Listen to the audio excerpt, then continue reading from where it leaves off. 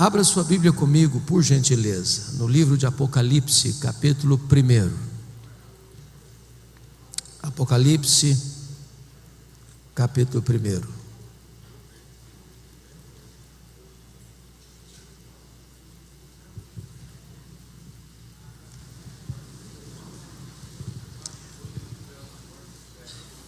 Nós vamos ler todo este capítulo. Eu estou com a versão Mara, então acompanhe a leitura desse texto por gentileza. Revelação de Jesus Cristo, que Deus lhe deu para mostrar aos seus servos as coisas que em breve devem acontecer, e que ele, enviando por intermédio do seu anjo, notificou o seu servo João, o qual atestou a palavra de Deus e o testemunho de Jesus Cristo quanto a tudo o que viu. Bem-aventurados aqueles que leem, aqueles que ouvem as palavras da profecia e guardam as coisas nela escritas, pois o tempo está próximo.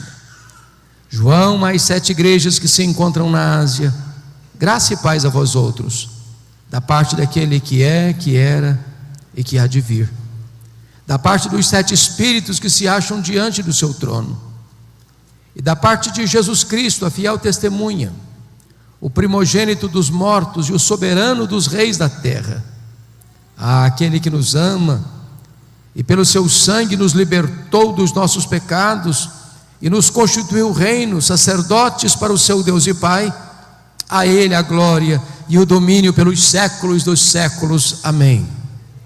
Eis que vem com as nuvens, e todo olho verá, até quantos o traspassaram, e todas as tribos da terra se lamentarão sobre ele, certamente. Amém. Eu sou o Alfa e o Ômega, diz o Senhor Deus, aquele que é, que era e que há de vir, o Todo-Poderoso. Eu, João, irmão vosso e companheiro na tribulação, no reino e na perseverança, em Jesus achei-me na ilha chamada Patmos, por causa da palavra de Deus e do testemunho de Jesus. Achei-me espírito no dia do Senhor, e ouvi por detrás de mim grande voz como de trombeta, dizendo: o que vês, escreve em livro, e manda às 7 igrejas: Éfeso, Esmirna, Pérgamo, Tiatira, Sardes, Filadélfia e Laodiceia. Voltei-me para ver quem falava comigo, e voltado vi 7 candeeiros de ouro, e no meio dos candeeiros um semelhante a filho de homem, com vestes talares e cingido à altura do peito com a cinta de ouro. A sua cabeça e cabelos eram brancos como a alva lã, como neve, os olhos como chama de fogo, os pés semelhante ao bronze polido, como que refinado numa fornalha, a voz como voz de muitas águas. Tinha na mão direita 7 estrelas, e da boca saía-lhe uma afiada espada de 2 gumes. O seu rosto brilhava como o sol na sua força. Quando o vi, caí a seus pés como morto. Porém ele pôs sobre mim a mão direita, dizendo: não temas, eu sou o primeiro e o último, e aquele que vive. Estive morto, mas eis que estou vivo pelos séculos dos séculos, e tenho as chaves da morte e do inferno. Escreve, pois, as coisas que viste, e as que são, e as que hão de acontecer depois destas. Quanto ao mistério das 7 estrelas que viste na minha mão direita, e aos 7 candeeiros de ouro, e as 7 estrelas, são os anjos das 7 igrejas, e os 7 candeeiros são as 7 igrejas. Amém. Meus amados, eu gostaria de compartilhar com vocês hoje sobre a glória incomparável do nosso glorioso Redentor. O livro de Apocalipse retrata para nós o ponto culminante da história. Apocalipse é a acrópole, o pináculo da revelação de Deus. Esse livro não é tanto o registro de fatos que hão de acontecer, mas sobretudo Apocalipse é revelação de uma pessoa, é a revelação de Jesus Cristo nosso Senhor. O livro é acerca dele, da importância dele, da obra dele, da posição dele, da soberania dele e da sua vitória gloriosa. Jesus é o centro da própria eternidade, Ele é o centro da história, Ele é o centro da igreja, Ele é o centro do céu, Ele é o centro da Escritura, Ele é tudo no Antigo Testamento. Ele é a semente da mulher que nasceu para esmagar a cabeça da serpente. Ele é o descendente de Abraão, em quem todas as famílias da terra são abençoadas. Ele é representado por aquela coluna de nuvem e por aquela coluna de fogo que guiou o povo 40 anos no deserto. Ele é representado pelo maná que caía do céu e pela água que brotava da rocha. Ele é representado pelo Cordeiro da Páscoa. Ele é representado pelo tabernáculo, ele é representado pela arca da aliança, ele é representado pelo templo, é representado pelas festas, pelos sacrifícios, pelo sábado. Tudo é uma sombra dele, ele a realidade. Jesus é tudo também no Novo Testamento. Ele é o Messias prometido, ele é o Filho de Deus, ele é o Verbo que se fez carne, Ele é o pão da vida, Ele é a luz do mundo, Ele é a porta das ovelhas, Ele é o bom pastor, Ele é a ressurreição e a vida, Ele é o caminho e a verdade e a vida, Ele é a videira verdadeira, Ele é o amado da nossa alma, Ele é a nossa paz, Ele é a nossa alegria, Ele é a nossa justiça, Ele é a nossa herança. Ele é o alfa, Ele é o ômega, Ele é o princípio, Ele é o fim, Ele é o soberano dos reis da terra, Ele é a razão da nossa vida.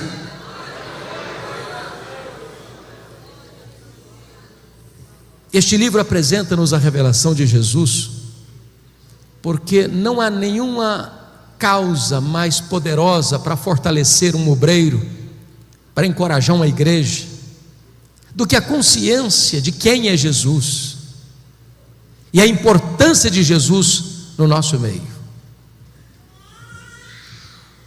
Os dias eram sombrios, muito sombrios. Nero pôs fogo em Roma, Tito Flávio pôs fogo em Jerusalém, agora Domiciano está pondo fogo nos crentes. Os crentes estão sendo crucificados, queimados vivos, jogados às feras. A igreja está sendo massacrada. Os apóstolos todos já estavam mortos pelo viés do martírio. João era o último representante do colégio apostólico. Ele é pastor em Éfeso, já velho. Quando diz a Bíblia que ele é banido para esta colônia penal, para esta ilha vulcânica do mar Egeu, a ilha de Patmos, na intenção do imperador Domiciano, é como se a última pá de cal estivesse sendo jogada sobre a igreja sofrida. Prenderam João naquela ilha vulcânica, naquela colônia penal, fecharam para ele todas as portas da terra. Mas quando os homens pensam que eles têm o controle, eles se equivocam, porque os homens maus deste mundo podem prender os crentes, podem banir os crentes, podem torturar os crentes, podem matar os crentes, podem fechar para eles todas as portas da terra. Mas os homens deste mundo não podem fechar a porta do céu, porque quando todas as portas foram fechadas para João na terra, o Senhor abriu-lhe uma porta no céu e disse: sobe para aqui, e eu te mostrarei as coisas, não que talvez aconteçam, não as coisas que podem acontecer, eu te mostrarei as coisas que devem acontecer. E quando João sobe, ele vê um trono, e alguém é sentado no trono. Ele nem ousa descrever quem está sentado no trono, a não ser compará-lo com a beleza e o brilho das pedras preciosas. E ele vê na mão deste que está sentado no trono um livro de todo selado, com 7 selos, por dentro e por fora. E a Bíblia relata que uma pergunta ecoa no céu, na terra e debaixo da terra: quem é digno de abrir o livro e desatar-lhe os selos? E diz a Escritura que ninguém foi encontrado digno. E João começa a chorar porque parece que a história está à deriva. Quando ele está rendido às lágrimas, ele escuta uma voz: não chores, João, eis que o leão da tribo de Judá, a raiz de Davi, venceu para abrir o livro e desatar-lhe os selos. E os selos são rompidos por Jesus, e as trombetas soam por ordem de Jesus, e a história caminha sob o controle de Jesus, e caminha para uma consumação onde a vitória final é de Cristo e da sua igreja. Então, irmãos, à luz desse texto,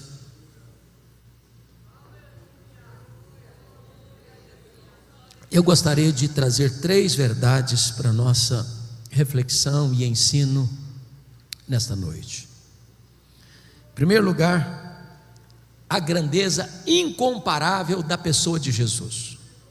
Em segundo lugar, a grandeza incomparável da obra de Jesus. E em terceiro lugar, as implicações incomparáveis dessas 2 verdades primeiras: quem Jesus é e o que ele fez. Vejamos então a grandeza incomparável da sua pessoa. Notem comigo, por gentileza, versículo 5, que ele nos é apresentado como a fiel testemunha. E significa que ele é o supremo profeta. Ele é o mensageiro e ele é a mensagem. Ele é a última palavra de Deus para nós. Tendo Deus falado muitas vezes, de muitas maneiras, aos pais, pelos profetas, agora Ele nos fala pelo Filho. Sua revelação foi progressiva até Jesus, mas não a partir de Jesus. Se você não ouvir Jesus, não há mais nada diferente ou novo que possa ser comunicado a você, a trazer esperança para o seu coração. Ele é a verdadeira palavra de Deus. Ele é o verbo de Deus, ele é o profeta e ele é a mensagem, ele é o mensageiro e ele é a mensagem. Ele é o supremo profeta de Deus, a última revelação de Deus.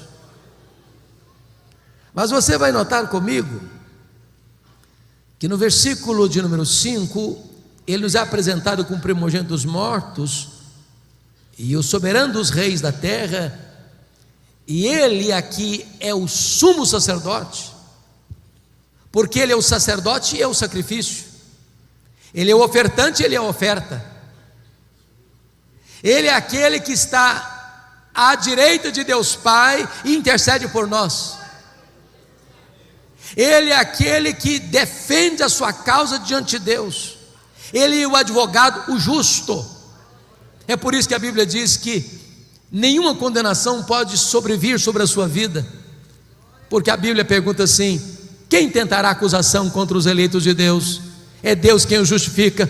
Quem os condenará? É Cristo Jesus quem morreu, ou antes quem ressuscitou, o qual está à destra de Deus e também intercede por nós.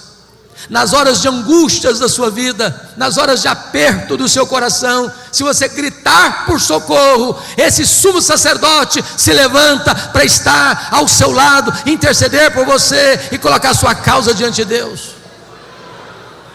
Mas mais do que isso, o texto nos apresenta como ele é também o Rei dos Reis, ele é o soberano dos reis da terra. O que significa isso? Significa, meus amados irmãos, que ele tem o controle. Você vê hoje as nações confusas, as guerras, as ameaças de um conflito armado ou de uma guerra nuclear, e os homens passam a ideia de que eles é que têm as rédeas nas mãos, o controle nas mãos, eles que podem apertar um botão aqui, outro ali, outro acolá, para explodir o planeta. Mas quem está sentado no trono é o Senhor Jesus. Quem comanda o universo é o Senhor Jesus. Ele é o soberano dos reis da terra. Ele que levanta reis, Ele quem abate reis, Ele quem levanta reinos, Ele quem abate reinos. Ele controla o universo, Ele dirige a história, Ele governa a igreja e Ele conduz a história para uma consumação final. Ele é o Rei dos reis. Mas notem vocês comigo no verso 13, que quando João volta para ver quem falava com ele, ele vê 7 candeeiros, e no meio dos candeeiros um semelhante a filho de homem.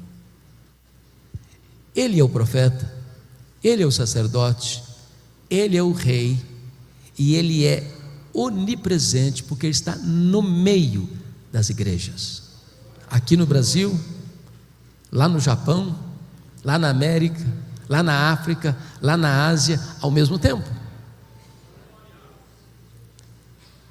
Não há nenhum crente reunido nesse horário, em qualquer lugar do mundo, onde a promessa não se cumpra. Onde tiver 2 ou 3 reunidos em meu nome, ali eu estarei no meio deles. Ele está aqui hoje. E é porque Ele está aqui hoje que você e eu viemos para cá.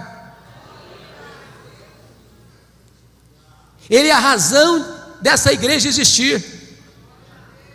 Ele é o conteúdo que essa igreja tem pregado há décadas nessa cidade. Ele é a nossa esperança. Ele é a razão da nossa vida. Ele é o amado da nossa alma. E Ele está aqui nesta noite para nos sondar, para nos exortar, para nos corrigir, para nos consolar, para nos fazer promessas.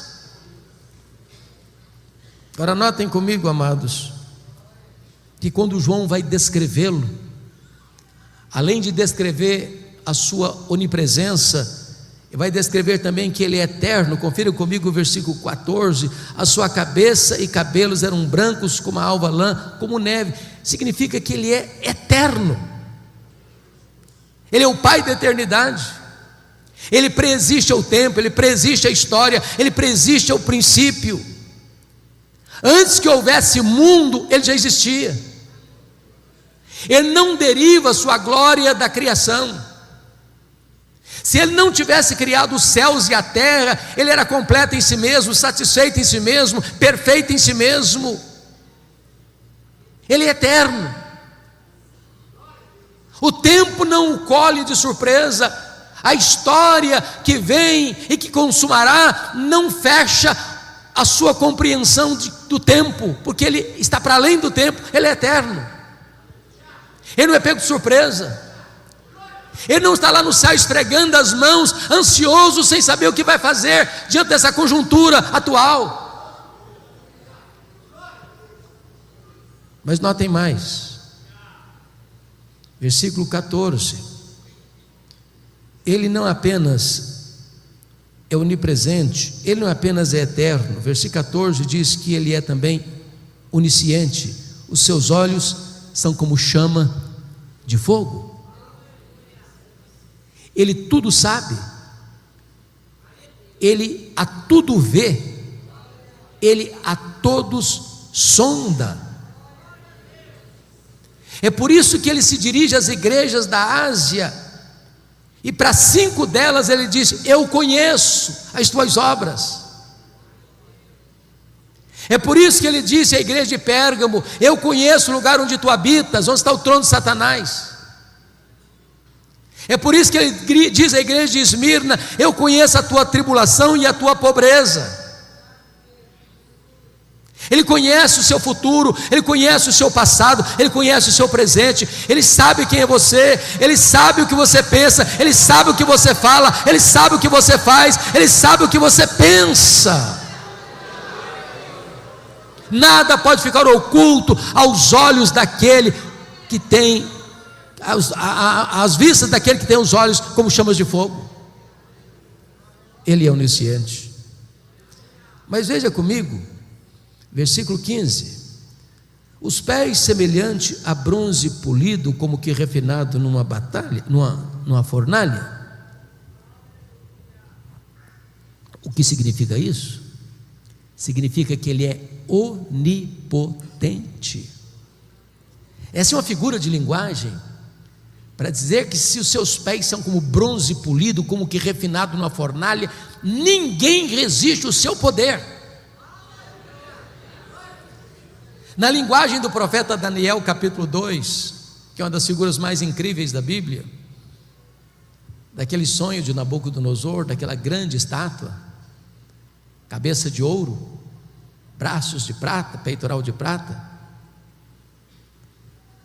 tronco de bronze, e as pernas de ferro, e os dedos de ferro e barro, representando os grandes impérios do mundo na época, a Babilônia, o Império Medo-Persa, o Império Grego e o Império Romano. Diz que uma pedra não lavrada por mãos bate nos pés da estátua, e toda a estátua vira pó, e essa pedra preenche todo o mundo. Sabe o que significa isso, meus irmãos? A Bíblia diz que quando Jesus voltar, Ele vai colocar todos os seus inimigos debaixo dos seus pés. Ele é vencedor. Aqueles que blasfemam dele, aqueles que negam a sua existência, aqueles que hoje zombam e escarnecem da nossa fé, aqueles que proíbem que o seu nome seja proclamado, que a sua palavra seja lida, terão que enfrentá-lo para serem derrotados por ele. E diz a Bíblia que ele vai lançar no lago do fogo o anticristo, o falso profeta, o diabo, a morte, o inferno e todos aqueles cujos nomes não estão escritos no livro da vida. E então ele entrará para a sala das bodas, para uma festa que não vai terminar nunca mais, para reinar com a sua igreja, e os seus inimigos serão completamente destruídos, porque ele é onipotente. Entendamos isso, irmãos.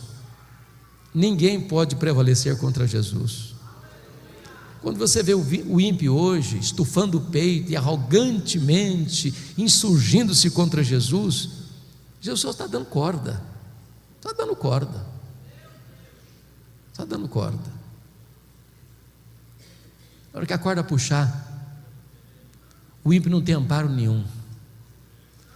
Naquele grande dia, diz Apocalipse capítulo 6, versículos 12 a 17, que esses poderosos do mundo vão estar desesperados, clamando até com vontade de morrer, mas a morte vai fugir deles, porque eles terão que encarar o Rei dos Reis, o Senhor dos Senhores, o reto juiz, vencedor em todas as batalhas.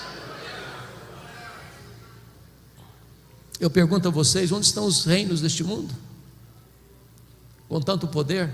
Onde está a Babilônia hoje? Onde está o Império Assírio hoje? Onde está o Império Medo-Persa hoje? Onde está o Império Grego hoje? Onde está o Império Romano hoje? Onde são os poderosos deste século? Eles virão pó, mas Jesus continua no trono, Rei dos Reis, Senhor dos Senhores. Confira comigo, por gentileza. Versículo 15 ainda diz: a voz como voz de muitas águas. Sabe o que significa isso? Ele é irresistível. A Bíblia diz que a voz de Deus é poderosa, que ela despede chamas de fogo, que ela faz tremer o deserto, que ela despedaça os cedros do Líbano. Ele dá uma ordem e o universo se forma. Ele dá uma ordem e o sol para. Ele dá uma ordem e as estrelas aparecem. Ele dá uma ordem e o mar se acalma. Ele dá uma ordem e o vento cessa. Ele dá uma ordem e um verme cumpre o seu mandato. Ele dá uma ordem e uma mula profetiza. Ele dá uma ordem e os demônios batem em retirada. Ele dá uma ordem e os anjos saem para obedecer a seu comando. Ele tem uma voz poderosa, voz como voz de muitas águas. Ele é irresistível. Sabe o que é maravilhoso? Você e eu somos a caixa de ressonância desta voz, quando pregamos o Evangelho, porque a Bíblia diz que o Evangelho é o poder de Deus para a salvação de todo aquele que crê. O coração mais duro é quebrado pelo martelo da palavra de Deus. Pregue esta palavra, proclame esta palavra, porque não é palavra de homem, é a palavra do Deus vivo, a palavra onipotente de Jesus. Confira comigo, por gentileza, agora, versículo 17.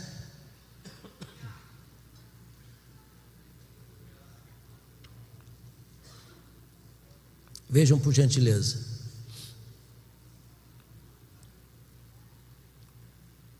Versículo de número 17. Versículo 16 ainda.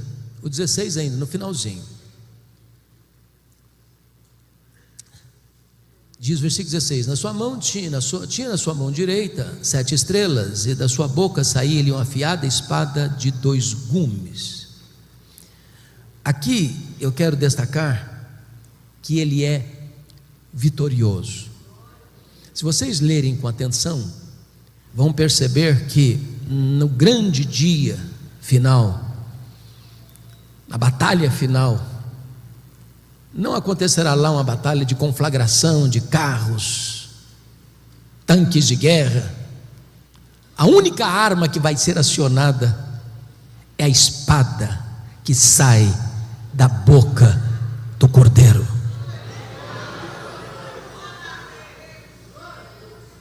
O Senhor não precisa de recursos humanos, de armas humanas para triunfar. É por isso que a Bíblia diz que vai matar o anticristo com o sopro da sua boca, com o poder da sua manifestação. Irmãos amados, como é importante nós compreendermos quão grande é Jesus, quão poderoso é Jesus, quão incomparável é Jesus. A espada que sai da sua boca significa que ninguém pode resisti-lo, ninguém pode ameaçá-lo, ninguém pode derrotá-lo. Nós não seguimos um líder fracassado, um líder derrotado. Nós seguimos aquele que é vencedor e invicto em todas as batalhas. Nós nem entramos em campo hoje para saber se vamos ganhar ou perder. Diz a Bíblia que nós já somos mais do que vencedores em Cristo Jesus, nosso Senhor. Louvado seja Deus. Se você é crente, se você nasceu de novo, você já está alistado neste poderoso exército vitorioso de Cristo Jesus.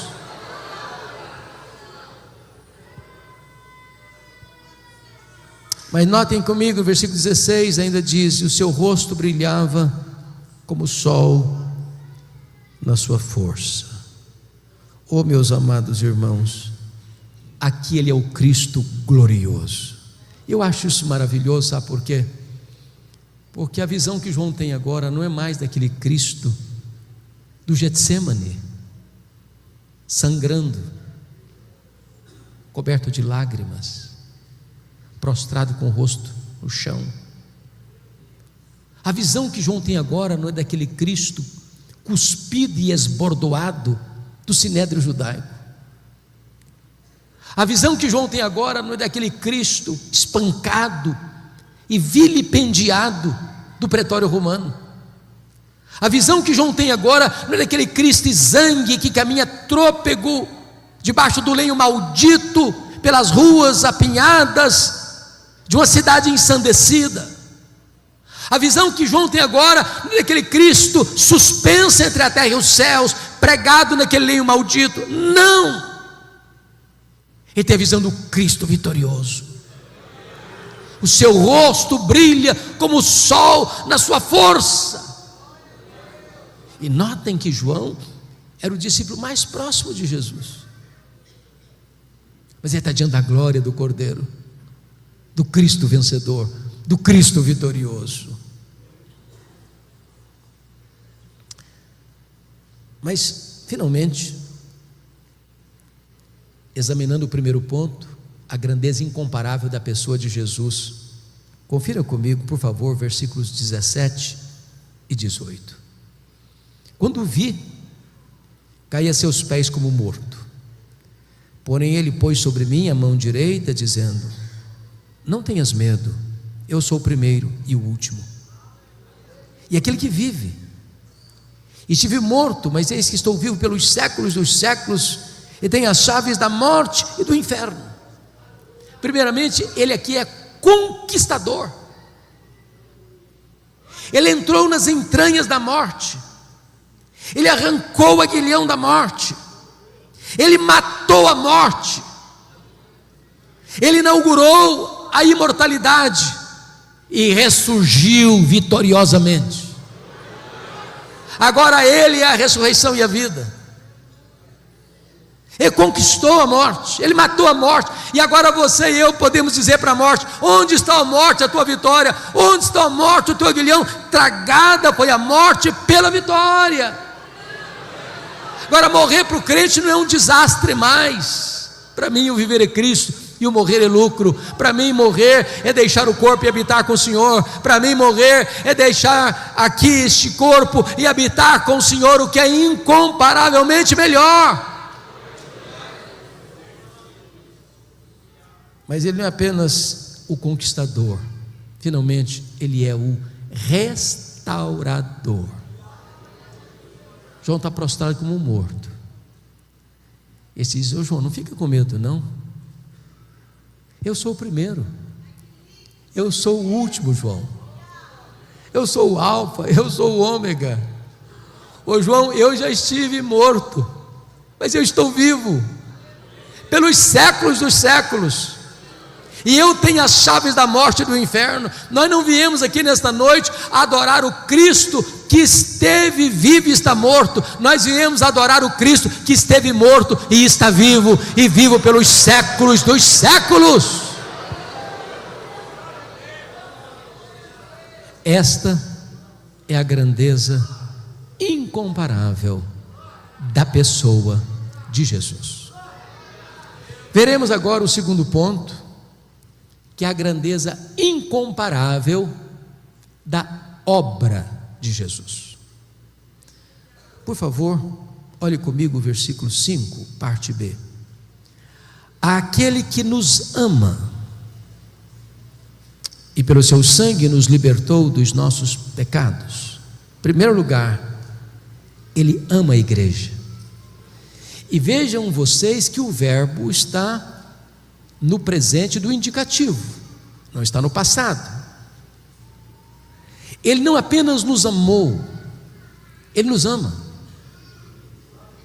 e continuará nos amando. Eu penso que não há nenhum remédio mais eficaz para curar o problema, o complexo de inferioridade e da autoestima achatada, do que essa verdade. Você acha pouco o fato de você ser amado por Jesus? Mas Ele não ama você porque viu em você algo digno de ser amado. A causa do amor dele por você e por mim não está em nós, mas nele mesmo. Sabe por quê? A Bíblia diz que Ele nos ama com amor eterno. O mundo não tinha sido criado ainda, e você já estava no coração dele. Ele amou você com amor eterno e atraiu você para Ele com cordas de amor. Deus não me ama por causa das minhas pretensas virtudes, Ele me ama apesar dos meus pecados. Ele não me ama por causa dos meus méritos, Ele me ama apesar dos meus deméritos. Não há nada que você possa fazer para Deus amar você mais, nem para Ele amar você menos. Ele ama a você.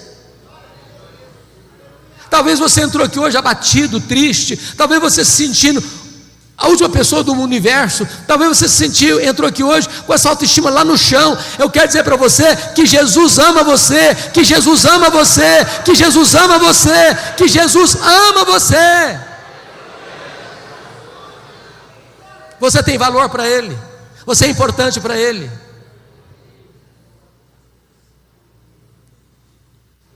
A segunda verdade que está aqui, notem comigo, por gentileza, verso 5 ainda, está escrito o seguinte: e nos libertou, e pelo seu sangue nos libertou dos nossos pecados. Agora note que o verbo não está no presente mais, está no passado. Sabe o que significa isso? A redenção que Ele deu para você é perfeita, é completa, é eficaz. Você não está meio salvo, você está salvo. Ele não deu para você meia vida eterna, Ele deu para você vida eterna. Agora notem mais, nem você nem eu podemos nos libertar dos nossos pecados. Impossível. Impossível. A Bíblia chega a dizer que assim como um leopardo não consegue tirar suas próprias manchas, nem um etíope consegue mudar a cor da sua própria pele, assim também eu não posso fazer o bem se eu estou inclinado a fazer o mal. A inclinação da nossa carne é inimizade contra Deus. Eu estava rendido aos meus pecados. Paulo diz em Efésios capítulo 2 que o homem antes da sua conversão, ele está depravado, escravizado, condenado e morto nos seus delitos e pecados. Não há nada que ele possa fazer. Talvez você tenha lutado, talvez você tenha se esforçado, mas a grande verdade é que Jesus Cristo, Filho de Deus, Ele nos libertou pelo seu sangue dos nossos pecados. As algemas foram quebradas, as cadeias foram rompidas, a prisão foi aberta. Nós estávamos na potestade de Satanás e Ele nos tirou de lá. Nós estávamos na casa do valente e Ele amarrou o valente e nos tirou de lá. Nós estávamos no império das trevas e Ele nos transportou de lá para o reino da luz. Hoje nós somos um povo livre, salvo, remido no sangue do Cordeiro. Louvado seja Deus. Bendito seja o Senhor. Então, a obra dele, Ele nos ama. Segundo, Ele morreu por nós. Terceiro, Ele não apenas ama a igreja, Ele não apenas morreu pela igreja, Ele também honrou a igreja. Olha o versículo 6 comigo. E nos constituiu reino, sacerdotes para o seu Deus e Pai. E Ele não pode concluir sem uma doxologia. A Ele glória e o domínio pelos séculos dos séculos, amém. Preste atenção nisso. Você que foi salvo pela graça, você está numa posição muito elevada. Você foi constituído rei e sacerdote.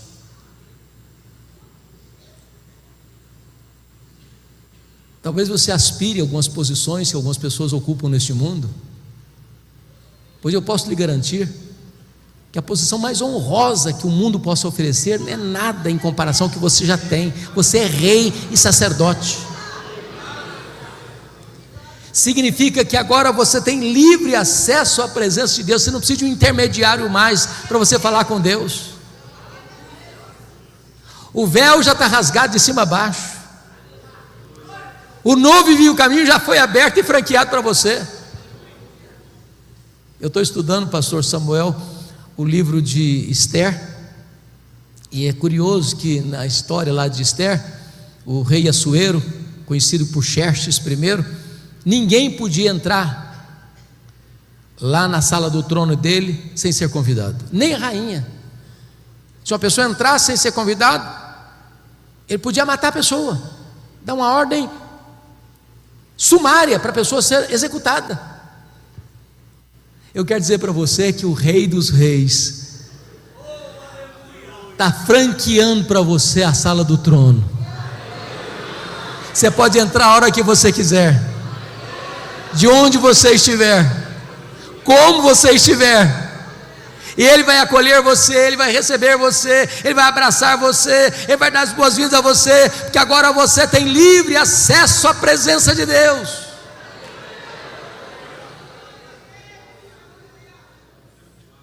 A Bíblia diz que o Senhor não apenas vai nos levar para o céu, Ele vai nos levar para o trono. Foi a promessa da igreja de Laodiceia: ao vencedor dar-lhe-ei sentar-se comigo no meu trono, como eu venci e sentei com o meu Pai no seu trono. Entenda o valor que você tem para Deus. Você é rei, você é sacerdote. A Bíblia chega a dizer que no dia do juízo nós vamos julgar o mundo, nós vamos julgar os próprios anjos. Então, primeiro, Ele ama a igreja. Segundo, Ele morreu para a igreja, pela igreja. Terceiro, Ele honrou a igreja. Mas em quarto lugar, Ele voltará para a igreja. Veja o verso 7 comigo, por favor. Eis que vem com as nuvens, e todo olho verá, até quantos o traspassaram. Todas as tribos da terra se lamentarão sobre ele, certamente. Amém. Irmãos, a segunda vinda de Cristo é a nossa bendita esperança. Viva esperança. De vez em quando as pessoas perguntam assim: mas quem está no controle desse mundo maluco? Deus ou o diabo? Essa pergunta foi feita por A.W. Pink. Guerras, violência, terrorismo, grupos de extermínio, crime organizado, corrupção, prostituição, apostasia. Parece que o carro saiu dos trilhos.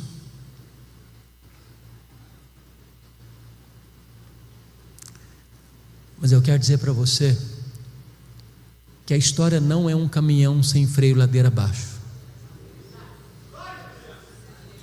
O Senhor Jesus está no controle.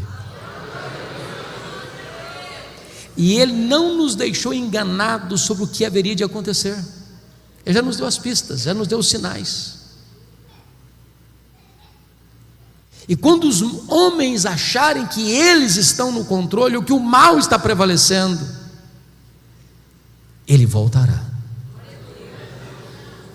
e colocará todos os inimigos debaixo dos seus pés, e reinará supremo para sempre e sempre e sempre. A pergunta, irmãos, é como Ele voltará? E a Bíblia responde: Ele voltará pessoalmente. Pessoalmente. Ele não vai mandar um embaixador, não. Ele mesmo virá. Lá em Atos 1, 9 a 11, diz que quando os galileus estavam olhando para as alturas, Jesus subindo entre nuvens, dois anjos aparecem e diz: varões galileus, por que estáis olhando para as alturas? Esse mesmo Jesus que vi subir, assim descerá dos céus. Ele pessoalmente virá. Ele pessoalmente virá. Segundo, como Ele voltará? Ele voltará visivelmente. todo olho verá, até aqueles que o traspassaram. O que significa isso? Sabe o que a Bíblia diz? Quando Jesus voltar, lá em João 5, 28 e 29, diz que todos os mortos sairão dos túmulos, uns para a ressurreição da vida, outros para a ressurreição do juízo. Quando Jesus voltar, duas coisas vão acontecer: ressurreição para os que estiverem mortos, e transformação e arrebatamento para os que estiverem vivos. Aquelas pessoas que cuspirem em Jesus, que cravaram a fronte de Jesus com coroa de espinho, que esbordoaram Jesus, que pregaram Jesus na cruz, vão ter que ressuscitar, e vão ter que ver Jesus na sua glória vindo. E Paulo diz que todo joelho vai ter que se dobrar, nos céus, na terra e debaixo da terra, e toda língua vai ter que confessar que Jesus Cristo é Senhor, para a glória de Deus Pai. A igreja fará isso com a maior das alegrias, os ímpios com o maior dos terrores. Terceiro lugar, como Jesus voltará? Ele voltará audivelmente. Ressoada a trombeta de Deus, ouvida a voz do arcanjo, ele descerá dos céus. Se a volta de Jesus vai ser o fato mais público da história, também será o fato mais audível da história. Não haverá montanha tão alta, deserto tão inóspito, caverna tão escura, que impedirá as pessoas de ouvirem o alarido desta vinda. Se de dia, se de tarde, se de noite, não sabemos, porque ele virá de dia, ele virá de tarde, ele virá de noite. Como assim? Agora estamos 8:30 da noite no Brasil, mas já é 8:30 da manhã no Japão. Então, se Jesus voltar de noite para o Brasil, volta de manhã para o Japão. Se volta num horário aqui, volta no outro horário na África, volta outro horário na Europa. É por isso que Jesus disse: olha, não sabe se é de dia, se é de tarde, se é de noite. Porque quando ele voltar, vai estar de manhã para um, vai estar de tarde para outro, vai estar de noite para outro. Mas todo olho o verá. Quarto lugar, como ele voltará? Ele voltará repentinamente. Diz a Bíblia que vai ser como um relâmpago que risca os céus do Oriente ao Ocidente. Vai ser num momento, num abrir e fechar de olhos. Sabe o que significa isso? Não haverá tempo para você se preparar na última hora. Se você não tiver azeite na sua lâmpada, não tem esperança. Vigiai, vigiai, para que aquele dia não nos tome de surpresa. A igreja de Deus não é filho das trevas, é filho da luz, e filho da luz não é pego de surpresa, porque ele está aguardando na ponta dos pés a vinda do Senhor, dizendo: Maranata, ora vem Senhor Jesus. Ele apressa, ele ama a vinda do Senhor. Quinto lugar, como ele voltará? Ele voltará inesperadamente. Vai ser como ladrão que não manda um WhatsApp para você dizendo: tal dia, tal hora, eu chego na sua casa, prepara um cafezinho, um pão de queijo. Sabe o que significa isso, irmãos? A segunda vinda de Jesus não será um dia óbvio. Notem vocês que todas as pessoas que tentaram marcar a segunda vinda de Jesus, me perdoe da expressão, deram com os burros na água. Aquele dia da economia do Pai vai ser de surpresa. Talvez um dia comum, que se levanta para levar filho na escola, ou para ir para o trabalho, para fazer uma viagem, ou para ficar em casa. Quando as pessoas não perceberem, ele virá. Como Jesus voltará? Sexto lugar, ele voltará inescapavelmente. Diz 2 Tessalonicenses que vai ser como uma mulher grávida que está para dar à luz. Ou seja, uma mulher não está meio grávida, ela está grávida. E se ela está grávida, ela vai dar à luz. Em outras palavras, nenhuma corte humana, por mais egrégia que ela seja, pode mudar ou cancelar a segunda vinda de Cristo. Ele voltará, querendo os homens ou não, acreditando os homens ou não, desejando os homens ou não, Ele voltará, inescapavelmente. Mas em sétimo lugar e último lugar, Ele voltará vitoriosamente, gloriosamente, gloriosamente.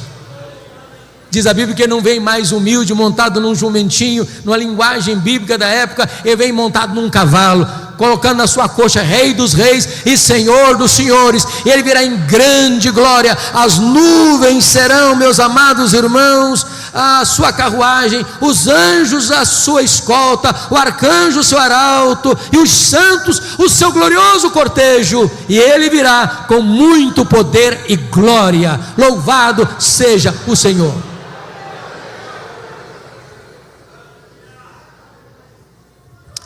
Então, até aqui nós olhamos a grandeza incomparável da pessoa de Jesus. Ele é onipresente, Ele é onisciente, Ele é onipotente, Ele é irresistível, Ele é glorioso, Ele é vitorioso, Ele é restaurador. Olhamos a grandeza incomparável da sua obra.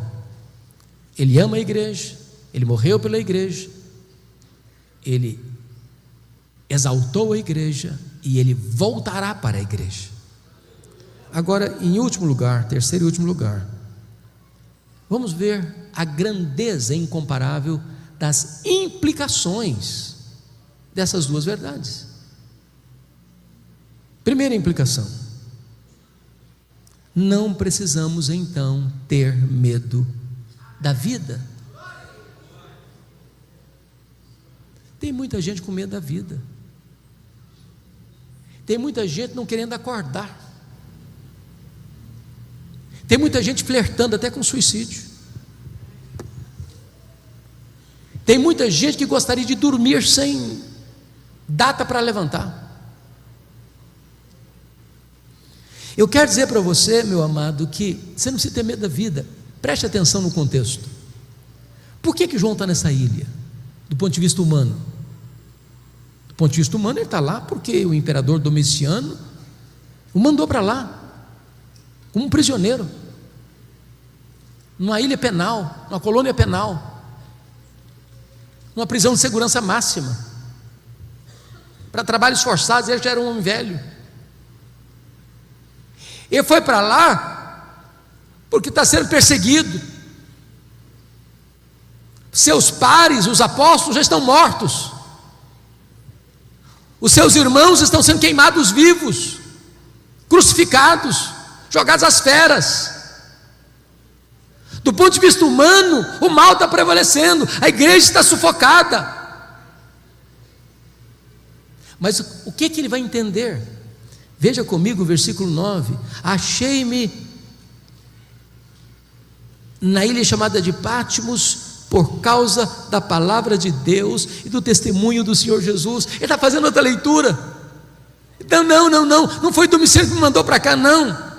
Eu estou aqui, é por causa de Jesus. Eu estou aqui, é por causa da palavra de Deus. Eu estou aqui para uma agenda celestial. Eu estou aqui porque Deus aproveita a situação adversa da agora para transformar a tragédia em triunfo. Eu estou aqui para receber a revelação de Deus das coisas que devem acontecer.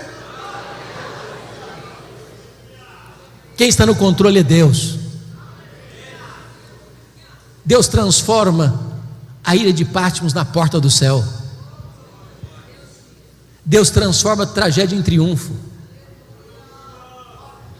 Deus é especialista em virar a mesa, em mudar o placar do jogo. Você não precisa ter medo da vida.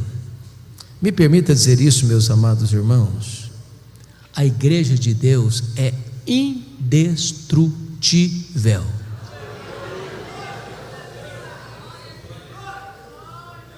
Quando eu digo que a igreja de Deus é indestrutível, eu não estou afirmando que a igreja de Deus não possa ser perseguida.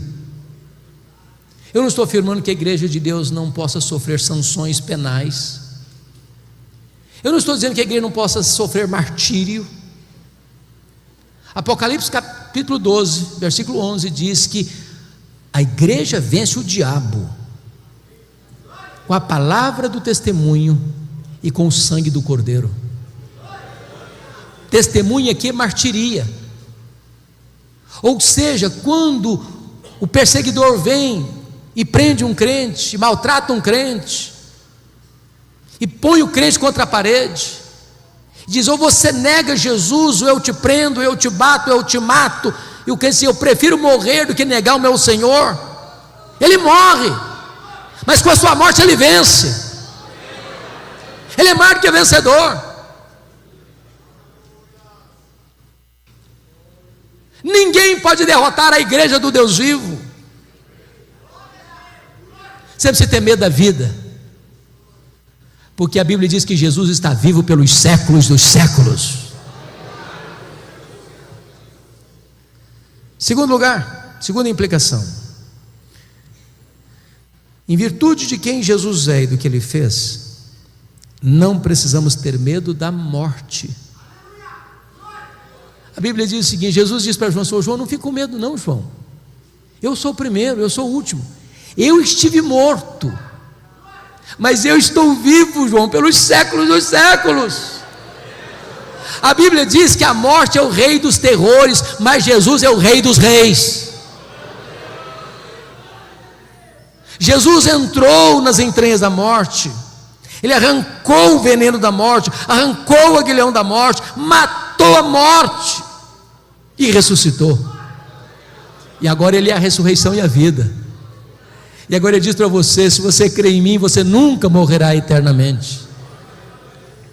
Agora você pode dizer para a morte: onde está a morte, a tua vitória? Onde está a morte, o teu aguilhão? Tragada foi a morte pela vitória.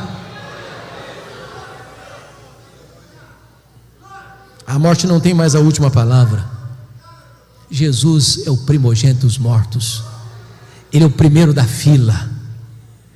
E nós, se Jesus não voltar antes, receberemos um corpo de glória semelhante ao corpo da sua glória. Aliás, um corpo que não vai brigar nem com a balança, nem com o espelho. Perfeito, incorruptível, poderoso, glorioso, semelhante ao corpo da glória do Senhor Jesus. Não vai ter mais doença, não vai ter mais cansaço, não vai ter mais fadiga. Bendito seja Deus. Terceira implicação: não precisam ter medo da vida. Segundo, não precisam ter medo da morte. Terceiro, não precisamos ter medo do desconhecido. Irmãos, você e eu agora não enxergamos na curva, não enxergamos no escuro. Eu sei o final é de glória, mas o processo eu não sei. Eu não sei se você e eu estaremos vivos amanhã. E às vezes a gente fica com medo. Mas me permita voltar com você para o verso 1, porque está escrito aqui: revelação de Jesus Cristo que Deus lhe deu para mostrar aos seus servos as coisas que em breve devem acontecer. Preste atenção, não é nas coisas que talvez aconteçam, não. Não é nas coisas que podem, não. Nas coisas que devem acontecer. Sabe o que significa isso? Que quem escreve a história é Deus, quem determina a história é Deus, quem está no controle é Deus. Sabe o que significa isso? Nós não cremos em acaso, nós não cremos em sorte, nós não cremos em azar, nós não cremos em determinismo cego, nós não cremos em coincidência, nós não cremos em macumba pegando em crente, nós não cremos em olho gordo. Nós cremos que a mão de Deus dirige o nosso destino. Então descanse seu coração. Acalma o seu coração. Você precisa ter medo do desconhecido,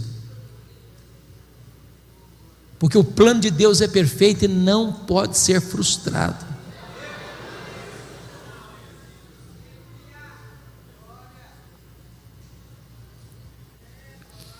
O que eu acho precioso nesse livro é que João, na hora mais crítica da sua vida, é convocado a subir,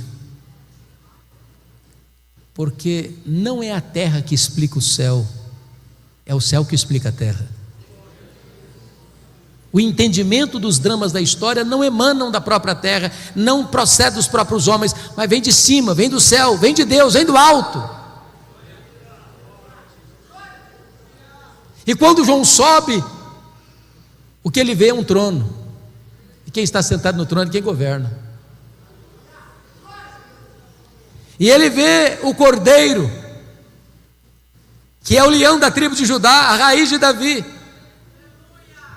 que está com um livro na mão, venceu para abrir o livro. E o que é abrir o livro, irmão? O livro é o livro da história, dos acontecimentos. E quando você vê a abertura dos selos, o que é a abertura dos selos? É o mundo perseguindo a igreja. Isso não pegou Deus de surpresa, não. Isso não pegou Jesus de surpresa, não. Foi Ele que estabeleceu essa agenda. Aí depois dos selos, as trombetas soam. O que são as trombetas? São o juízo parcial de Deus ao mundo que persegue a igreja. E quando as trombetas tocam, elas alcançam o quê? A terra, o mar, os rios, os astros, os homens. Você já parou para pensar ou interpretar os fenômenos da natureza? Os tsunamis, os maremotos? Você já parou para pensar nos terremotos, nos abalos sísmicos? Você já parou para pensar nas pandemias da vida que atingem a terra e os homens? Isso não é coisa fortuita, casual. Não é porque a natureza está em ebulição ou em revolta. São trombetas de Deus, chamando os homens ao arrependimento, dando a eles mais uma chance se voltarem para Deus. Quando você vê no Apocalipse o levantamento do quarteto do mal, nos capítulos 12, 13 e 14, o diabo, capítulo 12, o anticristo, o falso profeta, capítulo 13, e a grande Babilônia, no capítulo 14. Esses inimigos não se levantam por conta própria, o próprio Deus permite-os se manifestarem, para que se revele neles a glória de Deus na sua derrota fragorosa. E notem vocês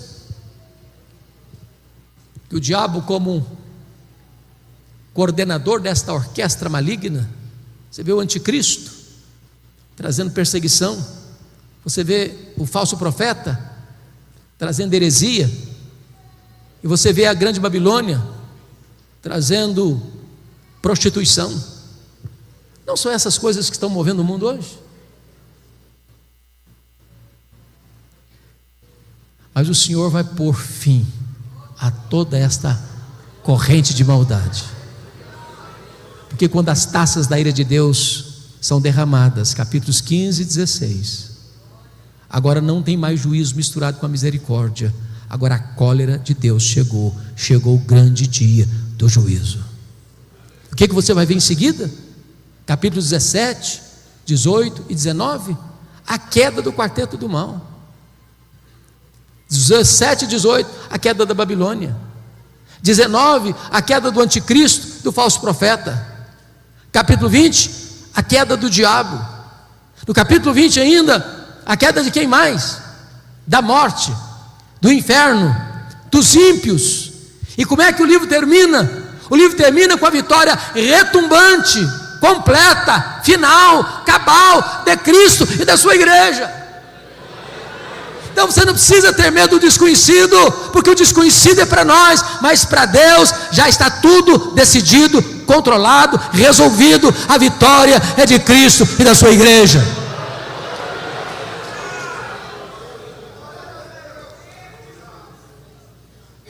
Em último lugar, Quarto e último lugar.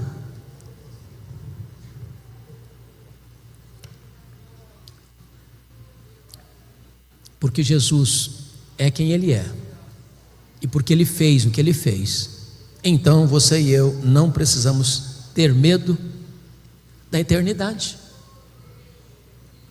Como é que será? Como é que vai ser? As pessoas têm tantas curiosidades. Vamos nos conhecer? Como é que vai ser o nosso corpo? Como é que nós vamos morar lá? Como vão ser os relacionamentos lá? Quanto tempo vai durar? E nem tempo vai ser, porque o tempo você marca com segundos, minutos, horas, dias, semanas, meses, anos, décadas, séculos, milênios. A eternidade não termina nunca. Mas não haverá um dia de monotonismo, não haverá um dia de rotina pesada. Nós nos deleitaremos nele, nós glorificaremos a ele, nós serviremos a ele, nós contemplaremos a face dele, nós conheceremos a ele, nós viveremos com ele, reinaremos com ele para sempre, sempre, sempre, sempre. E ele diz para João: João, você não precisa ter medo não, João, porque eis que eu estive morto, mas estou vivo pelos séculos dos séculos. Quando os milênios rolarem, lá na eternidade, Jesus estará lá com você. Você não precisa ter medo. Não há nada que possa infundir medo ao seu coração. Como diz o apóstolo Paulo: eu estou bem certo de que nem a morte, nem a vida, nem anjos, nem principados, nem poderes, nem altura, nem profundidade, nem qualquer outra criatura poderá separar-nos do amor de Deus que está em Cristo Jesus, nosso Senhor. E eu termino fazendo uma declaração. Diz o texto que quando João viu Jesus na sua glória, ele caiu como morto aos seus pés. E a pergunta é esta: e você? Que postura você tem tido em relação a Jesus? Você tem se curvado também? Tem se prostrado também? Você o reconhece nesta noite como Senhor da sua vida, como Salvador da sua vida, como a razão da sua vida? Ele está aqui hoje, poderoso para salvar, poderoso para restaurar, poderoso para consolar, poderoso para fazer tudo novo na sua vida.